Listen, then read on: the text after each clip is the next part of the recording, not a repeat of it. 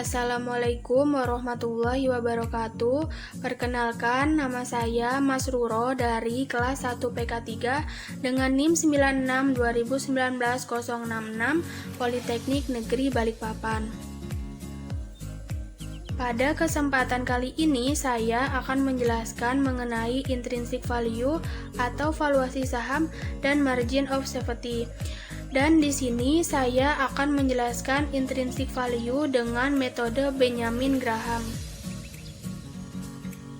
Sebelumnya, saya akan menjelaskan terlebih dahulu apa sih itu intrinsic value. Intrinsic value atau valuasi saham merupakan proses menentukan berapa harga yang wajar untuk suatu saham. Kira-kira berapa sih harga saham perusahaan yang pantas untuk kita melakukan pembelian? Apakah harga saham tersebut termasuk murah atau mahal? Bertujuan kondisi saham wajar, overvalue atau undervalue. Pengertian valuasi saham lainnya yaitu nilai yang memperhitungkan aset terlihat dan tidak terlihat. Ini merupakan rumus intrinsic value dengan metode Benjamin Graham di Indonesia. Rumusnya yaitu sama dengan EPS dikali 7 ditambah 1G dikali GOV dibagi AAA. EPS atau earning per share adalah harga per lembar saham. 7 itu merupakan konstanta. Nanti saya akan menjelaskan cara mendapatkan 7 ini. G merupakan pertumbuhan yang dibatasi maksimal 15%. GOV yaitu tingkat risk free rate, investasi bebas resiko atau yield obligasi pemerintah. Dan yang terakhir, AAA merupakan kupon obligasi korporasi rating AAA. Dan sekarang saya akan menghitung intrinsic value dari perusahaan PT Astra Auto Parts Tbk atau dengan kode saham AUTO. Sebelumnya saya akan menjelaskan terlebih dahulu. PT Astra Auto Parts Tbk adalah perusahaan komponen otomotif terkemuka Indonesia yang memproduksi dan mendistribusikan suku cadang untuk kedua kendaraan roda 2 dan roda 4.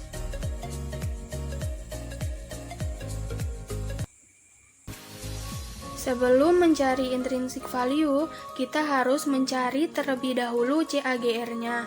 Namun sebelum itu, kita lihat dulu pertumbuhan saham dari perusahaan auto ini. Di sini dapat kita lihat ada laba per saham dari tahun 2013 sampai tahun 2019.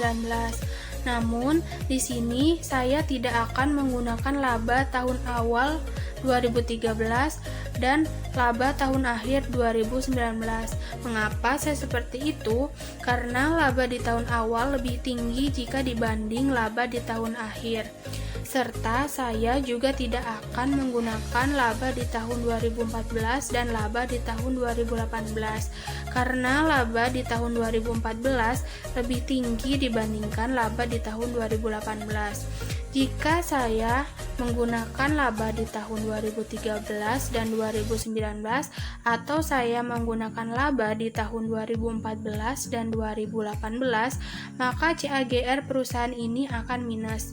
Jadi, untuk mengatasi permasalahan ini, agar hasil CAGR perusahaan ini tidak minus, maka saya menggunakan laba untuk tahun awal yaitu tahun 2015 sebesar 66,95 dan laba di tahun akhir yaitu tahun 2017 sebesar 113,65. Jadi, jumlah tahunnya bukan 7 tahun lagi, melainkan berkurang menjadi hanya 3 tahun. Ini merupakan rumus CAGR, yaitu tahun akhir dibagi tahun awal, pangkat 1 dibagi N-1 dikurang 1. Kita masukin sama dengan 113,65 dibagi 66,95 pangkat 1 dibagi N-nya 3 tahun jadi 3 dikurang 1 dalam kurung dikurang 1, hasilnya sama dengan 30%. Selanjutnya dapat kita lihat di sini harga saham terakhir Auto yaitu sebesar 745. Kemudian kita lihat case statistik di RTI. Di sini dapat kita lihat EPS-nya mengalami kenaikan di tahun 2017 sampai dengan 2019. Namun mengalami penurunan di tahun 2020 sebesar 95. Kemudian perusahaan ini membagikan dividen yield sebesar 2,55%. Dan dari segi ROE-nya yaitu sebesar 4,28%. Ini termasuk rendah karena jika ROE perusahaan kurang dari 10%, maka perusahaan tersebut belum efektif dalam mengelola modal untuk menghasilkan laba. Dan DER-nya atau hutangnya yaitu sebesar 46,72%.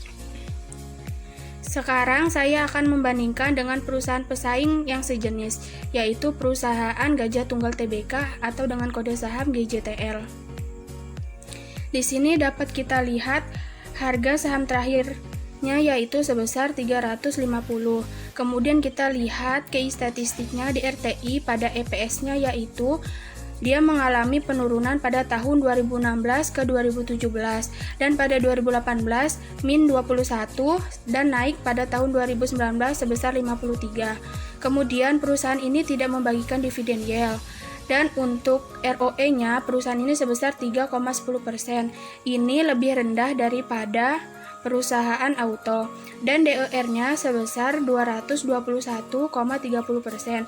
Nah, DER-nya ini lebih banyak dibandingkan Auto. Nah, dapat kita simpulkan bahwa perusahaan Auto adalah perusahaan yang terbaik jika dibandingkan perusahaan Gajah Tunggal Tbk. Alasannya pertama karena GJTL tidak membagikan dividen yield. Yang kedua, ROE-nya GJTL lebih rendah daripada Auto. Yang ketiga, DER-nya atau hutangnya si GJTL ini lebih banyak dibandingkan Auto. Ini merupakan rumus intrinsic value dengan metode Benjamin Graham.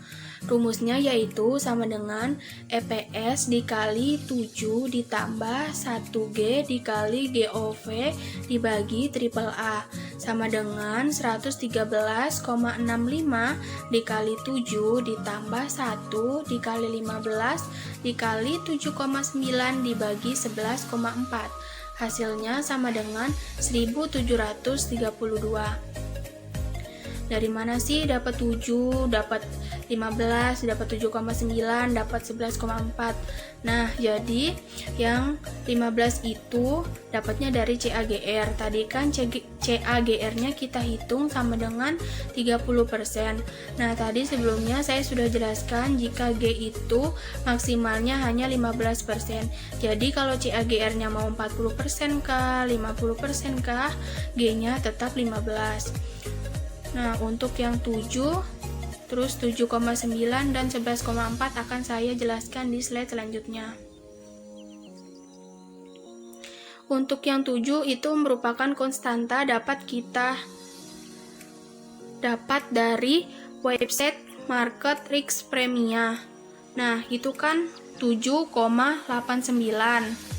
Itu kita bulatin ke bawah jadinya 7.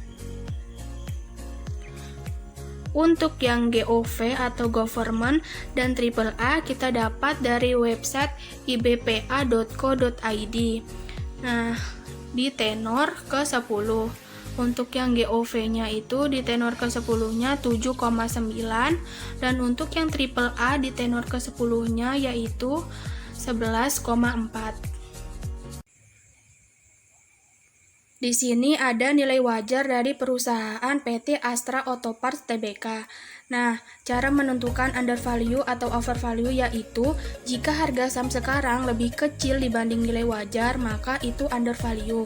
Dan jika harga saham sekarang lebih besar daripada nilai wajar, maka itu sama dengan overvalue. Nah, harga saham sekarang perusahaan Auto itu sama dengan 745 dan nilai wajar perusahaan Auto yaitu sama dengan 1732. Maka perusahaan Auto adalah perusahaan undervalue.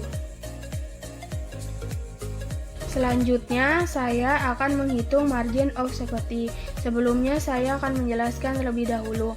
Margin of safety merupakan perbedaan atau selisih antara nilai intrinsik dengan nilai saham saat ini. Rumus untuk menghitung margin of safety adalah sama dengan intrinsic value atau harga wajar dikurang price atau harga saham saat ini dikali 100% dibagi intrinsic value.